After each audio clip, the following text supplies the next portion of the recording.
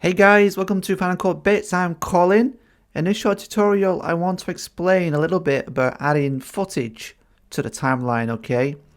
So we already have a project created and the timeline is here. It's currently empty. So I want to show you one or two things about adding the footage and the best way to add it to the timeline. Alright, but we'll just talk about this window first, okay? So this is two clips, that's all. It's just two clips. So we can add it as we please. But this icon changes the view so you can see the footage, the clips in this format in a much smaller, like, file display format. I prefer seeing the actual clip itself. Like you see, if I go to this one, it just shows at the top there, and then it switches there. But I do prefer this view. All right, I just want to show you as well if this is too big or too small. Go to this icon, and you can drag this and make that bigger or smaller to your liking.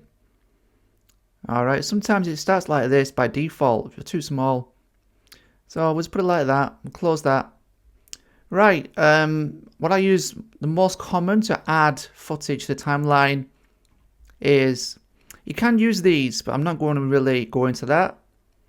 You know, you can use that, but what I like to do, you can either like drag and drop like that. I'll delete that. And what I like to do is press E. And that E, and it inserts the footage at the end of the last clip. Alright, I'm just Command Z so we can see all the timeline here. We have some blank space there for some reason. I just deleted it. Alright, so this has gone smaller, which is a bit weird, so we'll make it a bit bigger. Alright. So yeah. Now I want to add this one, say, just press E, and then we've got that added. Alright. But yeah, if you want to insert the footage of the playhead, you click the playhead here, you see it in red, and you click the clip you want to enter into that position and press W, and you see that is cut right into that clip at that position. I don't use this actually, I don't do it that way. That could be pretty destructive. It's overwriting other media. But what I like to do is always use the E to put it to the end. Also, what I like to do, I'll just delete that.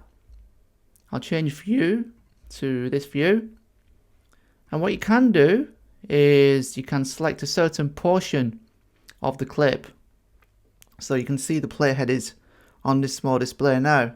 So I'm going to press, like, you press in point, then go to the point you want the out point. You see the playhead ends there. You press end. No, sorry, not end. E. But out. Do it again. Out. Okay. In and out. All right. And then we press E. That inserts that point into the timeline.